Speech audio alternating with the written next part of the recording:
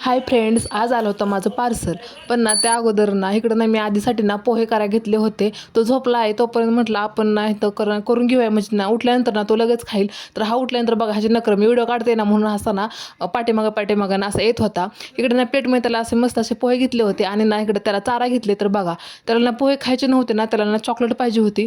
Chocolate दे म्हणून ना तो आली ना अंग टाकून द्यायला लागला. त्याला ना मी चॉकलेट दिली आणि म्हणलं चला आपण पण नाही घेतली थोडीशी खाऊन टाकावी. आणि त्यानंतर इकडे बघा माझं ना पार्सल आलं होतं. पार्सल घेतलं आणि वरती आले.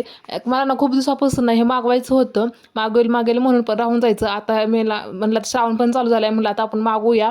आणि हे बघा खूप असं छान असं आलं होतं पार्सल. आणि मला ना पर्सनली ना खूप आवडलं आणि आमच्या काकू आहेत ना त्यांना पण ना खूप जास्त ते आवडलं होतं.